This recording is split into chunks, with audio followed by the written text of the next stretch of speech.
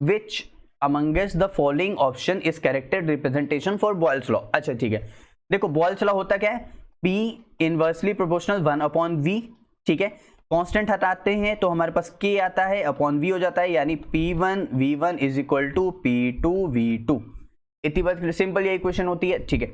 अब यहाँ पे तुम ग्राफ में अगर थोड़ा सा ध्यान से देखने की कोशिश करो, मैं इसका थोड़ा सा बनाता हूँ। जैसे मान लो मैंने एक लाइन बनाई इस तरह, ये है ना, एक यहाँ पे इस तरह आ रहा है, ठीक है, एक यहाँ पे इस तरह आ रहा है और एक यहाँ पे इस तरह आ रहा है, ठीक है। यहाँ पे ध्यान दो, यहाँ पे अगर हम बनाते हैं तो एक यहाँ पे इस तरह आ रहा है, एक यहाँ पे इस तरह आ रहा है, एक यहाँ पे इस तरह आ रहा है, ठीक है। अब यहाँ पे प्रेशर और टेम्परेचर के टर्म में दिया है, ये तो हो ही नहीं सकता, ये तो गे-लुसैक लॉ है, उसी में हमारे पास प्रेशर और टेम्परेचर के टर्म में जाता है, यानी ये ऑप्शन तो पहले ही हटा दो, कोई मतलब नहीं है। अब यहाँ पे ध्यान दो, ये प्रेशर और वॉल्यूम के टर्म में दे रहा है, इसका मतलब प्रेशर और वॉल्यूम के टर्म में है, इस बात को ध्यान रखना। इसका मतलब अगर यहाँ पे ध्यान दो तुम, इस तरह इस तरह इस तरह, यहाँ पे क्या है, जिसका जितना ज्यादा वॉल्यूम होगा उतना ज्यादा टेम्परेचर होगा। भाई जाहिर सी बात है ना, तुमको साफ साफ दिख रहा है, ये वॉल्यूम है सबसे ज्यादा, तो T1 का टेम्परेचर सबसे ज्यादा होना चाहिए, लेकिन यहाँ पे तो T3 है, T2 है और T1 है, तो ये तो गलत हो गया, यानी ये ऑप्शन भी गलत हो गया।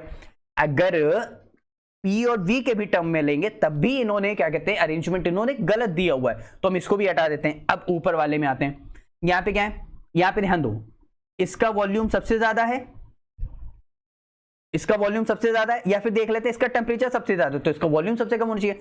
अगर इसका वॉल्यूम सबसे ज्यादा है तो इसका टेम्परेचर सबसे कम होना चाहिए, क्योंकि इनवर्सली प्रोपोर्शनल है। भाई प्रेशर तो देखो क्या कांस्टेंट जा रहा है ऐसे, वॉल्यूम में देखेंगे वॉल्यूम 1/V है, तो इसका वॉल्यूम अगर सबसे ज्यादा है तो इसका टेम्परेचर सबसे कम होना चाहिए, तो यहाँ पे T1 होना चाहिए, फिर T2 होना चाहिए, फिर T3 होना चाहिए, ये भी गलत हो गया।